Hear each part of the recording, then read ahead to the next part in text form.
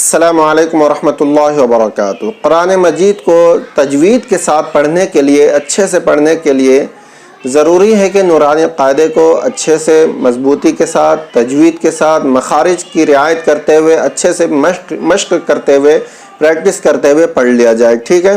تو جس قدر جتنی مضبوطی کے ساتھ، مخارج کے ساتھ، اچھے انداز میں آپ نورانی قاعدے کو پڑھ لیں گے تو انشاءاللہ آپ کو اتنا ہی اچھا قرآن مجید پڑھنا آ جائے گا۔ تو قرآن مجید سیکھنے کے لیے سب سے بہترین اور عمدہ کتاب ہے نورانی قاعدہ، ٹھیک ہے۔ اس کو آپ کسی بھی اسلامک بک اسٹور سے آپ حاصل کر سکتے ہیں، خرید سکتے ہیں۔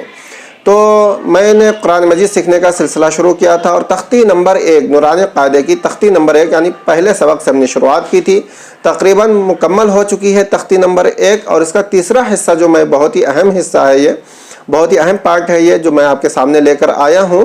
اس میں وہ حروف یعنی حروف تہجی جو ہیں، عربک کے جو الفابیٹس ہیں، ان میں کچھ حروف ایسے ہیں، یعنی 7 حروف ایسے ہیں جن کو حروف مستعلیہ کہا جاتا ہے۔ ان حروف کو موٹا پڑھتے ہیں، ان حروف کو موٹا پڑھنا چاہیے اور اس کے اچھے سے پریکٹس کر لینا چاہیے۔ تو یہ 7 حروف جو ہیں الفابیٹس ہیں عربک کے، یہ حروف تہجی، تو ان کو موٹا پڑھنا ضروری ہے۔ آپ اچھے سے مشق کر لیں، پریکٹس کر لیں، اپنی زبان کو ان حروف کا عادی بنا دیں، تاکہ جب بھی ان حروف مستعلیہ کو 7 حروف کا آپ ادا کریں تو جو مخرج ہے اس کا جس طرح ادا کرنا چاہیے، موٹا پڑھنا چاہیے، پر پڑھنا چاہیے، اسی طرح آپ کی زبان سے وہ حرف نکلے۔ تو کون کون سے وہ 7 حروف ہیں آئیے ہم جانتے ہیں۔ ان کا مجموعہ ہے خص ضغ طن قز، ٹھیک ہے، خص ضغ طن قز، ٹھیک۔ تو ان حروف کو اچھے سے آپ اسکرین پر دیکھ کر آپ یاد کر لیں اور موٹا پڑھنے کی کوشش کریں، جہاں تک ہو سکے اچھے سے پریکٹس کر لیں، ٹھیک ہے۔ تو آئیے اسکرین پر میں آپ کے سامنے رکھوں گا، اس کو دیکھتے جائیے اور یاد کرتے جائیے۔ تو سب سے پہلا حرف ہے خا، ٹھیک ہے۔ اس حرف کو پڑھنا چاہیے کیسے؟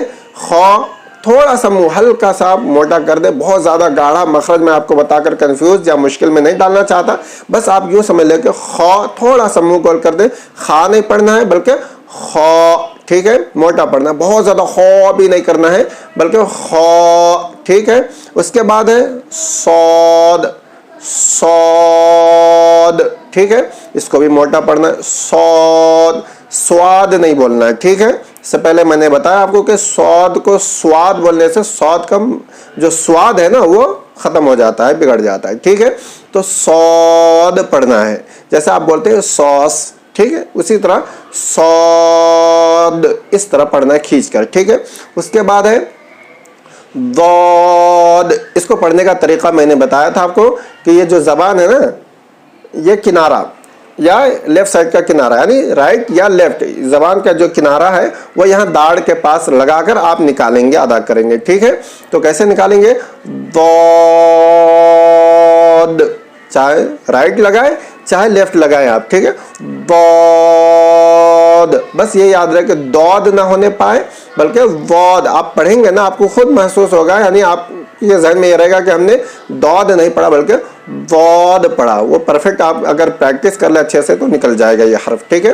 اس کے بعد ہے غین، اس کو بھی موٹا پڑھنا ہے، غین، اتنا بھی زیادہ موٹا نہیں کر دینا، منہ پورا گول نہیں کرنا بلکہ ہلکا سا گول کرنا ہے، غین، اور بلکہ جہاں سے نکل رہا ہے نا وہاں پر سمجھ لیجیے آپ کو ذہن میں رکھے کہ گولائی ہونی چاہیے، غین، اس طرح موٹا پڑھنا ہے آپ کو، غین نہیں بولنا بلکہ غین، اس طرح موٹا پڑھنا ہے۔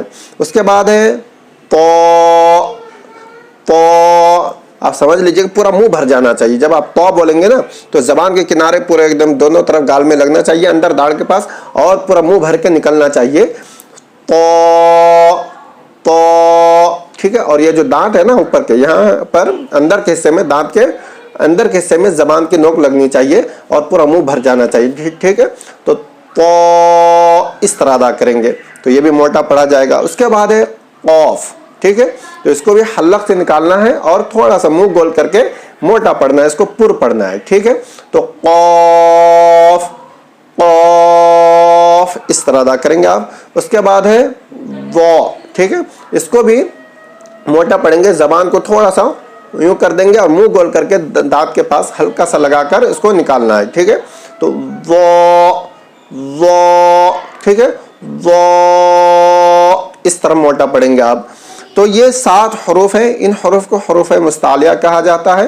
ان حروف کا مجموعہ ہے خص ضغط قض، خص ضغط قض، ٹھیک ہے؟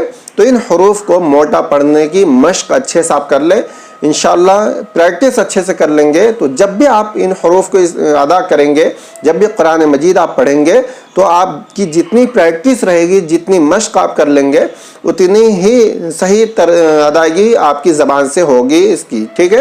درستگی کے ساتھ آپ پڑھ سکتے ہیں۔